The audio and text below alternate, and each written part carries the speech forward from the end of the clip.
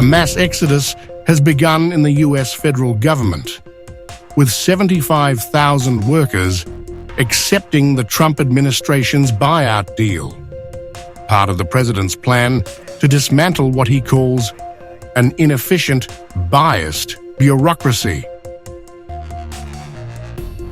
The program, dubbed Fork in the Road, offers 8 months of salary and benefits for immediate resignation, but its future remains uncertain, as government funding is only secured through March 14th.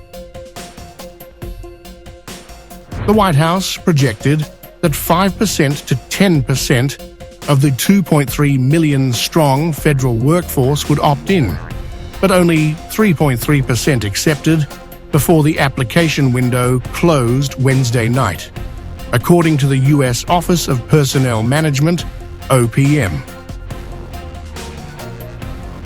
A legal challenge from federal employee unions briefly stalled the buyout, but a Massachusetts judge ruled Wednesday that the unions lacked standing to block it, lifting the pause.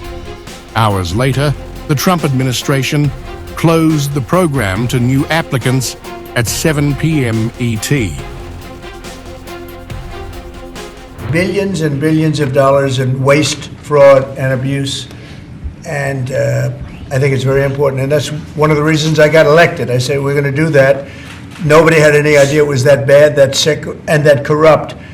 And it seems hard to believe that judges want to try and stop us from looking for corruption, especially when we found hundreds of millions of dollars worth, much more than that, in just a short period of time. And we want to weed out the corruption.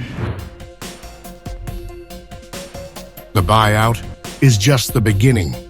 Federal agencies have been ordered to prepare for staffing cuts of up to 70%, with layoffs and furloughs expected. Recent hires without job security are already being dismissed.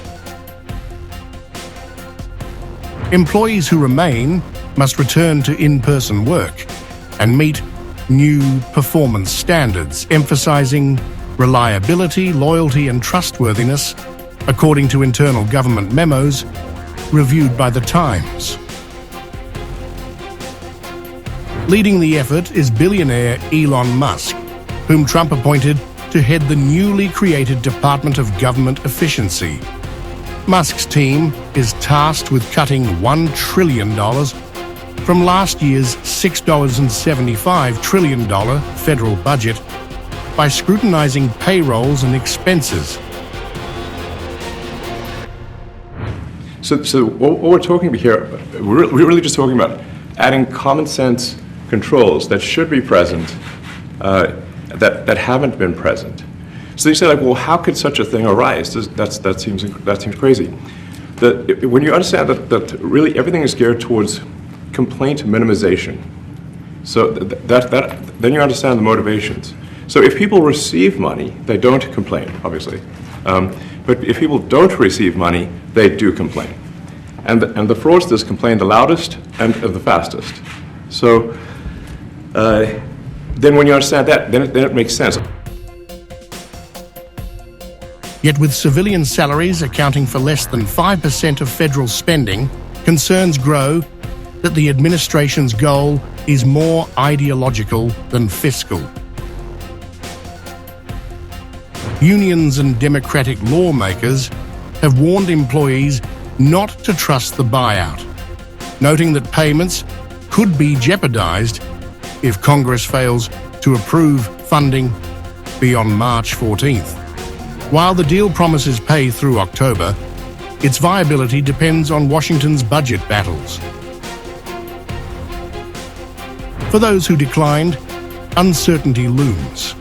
With mass layoffs expected, federal workers face forced departures, pay freezes, and an unprecedented restructuring of the US government workforce. What began as a voluntary exit may soon become inevitable.